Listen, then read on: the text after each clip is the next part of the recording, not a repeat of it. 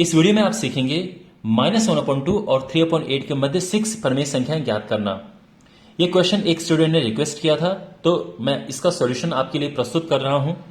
अगर आपको ये पहले से ही आता है तो मैं चाहता हूं कि आप स्वयं इसे ट्राई करें और जो भी इसका आंसर है उसे कमेंट बॉक्स में लिखें। इस क्वेश्चन को सॉल्व करने के बहुत सारे मेथड होते हैं, तो जो भी मेथड आपको इजी लगता है आप उससे इसको सॉल्व करके इसका आंसर कमेंट बॉक्स में लिखिए। और आपके आंसर अलग अलग भी हो सकते हैं, ऐसा कोई जरूरी नहीं है कि आपके आंसर मैच करें। हो सकता है कि मेरा आंसर और आपका आंसर अलग हो लेकिन दोनों ही सही हो, इसलिए मैं कह रहा हूं कि मैं आपके आंसर्स चेक करूंगा। और अब मैं इसको सॉल्व कर रहा हूं, तो जो सबसे पॉपुलर इसका सॉल्यूशन है इस तरह के क्वेश्चंस को करने का, मैं उस तरीके से इसको करूंगा और बाद में एक मेथड में आपको और भी बताऊंगा। तो मैं इसको सॉल्व करना शुरू करता हूं। इस तरह के क्वेश्चंस जब हम करते हैं तो पहला जो स्टेप होता है वो होता है कि इसके हरों को समान बनाते हैं। हरों को एक समान बनाना। तो देखो ये है 2 और ये है 8। अब इनको एक जैसा कैसे बनाएं? तो एक जैसा मतलब इनका एलसीएम लेंगे हम। तो 2 और 8 का एलसीएम क्या होता है? वो 8 होता है। ठीक है, 2 और 8 का जो एलसीएम होता है वो 8 होता है। आई होप आपको एलसीएम निकालना आता होगा। तो इसका एलसीएम 8 होता है। ठीक है, तो यानी हमने दोनों को 8 बनाना है। अब ये तो पहले से ही 8 है, तो हमने बस इसे 8 बनाना है। उसके लिए क्या करेंगे? ऊपर नीचे 4 का मल्टीप्लाई करेंगे। तो हमने करना क्या है, देखो ऊपर नीचे यहां 4 का मल्टीप्लाई करते हैं। एक तो ये है और दूसरा है 3/8, और इसके मध्य हमें ज्ञात करनी है 6 परमेय संख्याएं। अंडरस्टैंड? क्वेश्चन समझ आ रहा है? जब आप इसका मल्टीप्लाई करेंगे तो आपको पता चलेगा कि ये है 4/8, मीन्स हमें अब ये मिल चुका है, ये 4 एकम 4 और 4 दूने 8, माइनस का साइन है ध्यान रखना, और ये है 3/8। इसके मध्य हमें निकालनी है 6 परमेय संख्याएं। अब देखो ये है -4 और ये है 3, इसके मध्य कितनी संख्याएं आप लिख सकते हैं? तो अगर मैं -4 और 3 की बात करूं तो इसके मध्य मैं लिख सकता हूं -3, -2, -1, 0, 1 और 2। आप समझ रहे हैं? और एकदम बिल्कुल बना बनाया हमें मिल गया है। अक्सर होता क्या है कभी कभार कि जब ये पूरा गैप नहीं मिलता है, अगर आप नोटिस करेंगे, देखो ये होती है हमारी संख्या रेखा, ये 0 है, इस तरफ पॉजिटिव होते हैं 1 2 3 4 5 करके, और इस तरफ नेगेटिव आता है -1, -2, -3, -4, -5। देखो -4 है ये, आप समझ रहे हैं, ये -4 है और 3 है ये।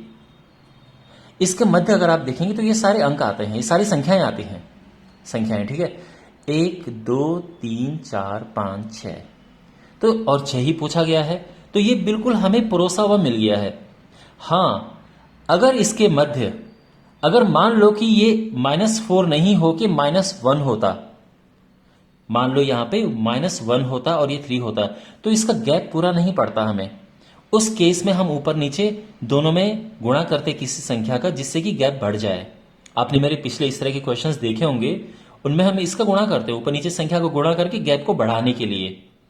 लेकिन यहां पर ऐसी कोई आवश्यकता नहीं है। इसके मध्य आप आराम से 6 परमेय संख्या लिख सकते हैं। तो हमारा अगले स्टेप में सीधा सॉल्यूशन आ जाएगा। तो देखो जैसे मैंने बताया -4 और 3 के बीच में ये सारी संख्याएं हैं। तो ये है -3/8, -2/8, -1/8, 0/8, 1/8 एंड 2/8। और ये 6 संख्याएं इनकी मध्य आ चुकी हैं। अब आप चाहें तो यहाँ को इसको सिंप्लीफाई कर सकते हैं। जैसे ये कट रहा है, ये 0 आ रहा है, ये भी कट रहा है, तो जो कट रहा है उसको काट सकते हैं हम। ये हो गया, ये -1/4 है, ये -1/8 है, ये 0 है, ये 1/8 है और ये 1/4 है, और ये हमें हमारा आंसर आ गया है। ओके, और मैं उम्मीद करता हूं कि आपका भी, अगर आपने इस मेथड से किया होगा तो आपका भी यही आंसर आया होगा। इसको करने का एक दूसरा मेथड है, वो टीचर्स लोग कम करवाते हैं स्कूल्स में, बट रॉन्ग नहीं है वो। तो देखो -1/2 और 3/8 के मध्य हमें निकालनी है 6 परमेय संख्याएं। -1/2 अगर आप इसको भाग देंगे तो आप पाएंगे कि ये 0.5 है,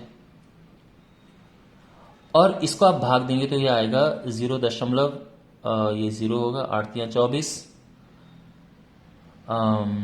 इसके बाद 60, 8 7 56, फिर 40 ये आ गया।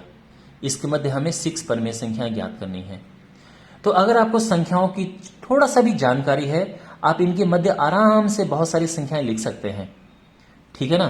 तो इसके मध्य संख्याएं कैसे लिखें, देखो ये है -0.5, ध्यान रखना ये माइनस में 0.5 है और ये प्लस में 0.3। आप केवल इतना ही ध्यान दो, इसके पीछे संख्याओं पे ध्यान नहीं भी दो तो भी चलेगा।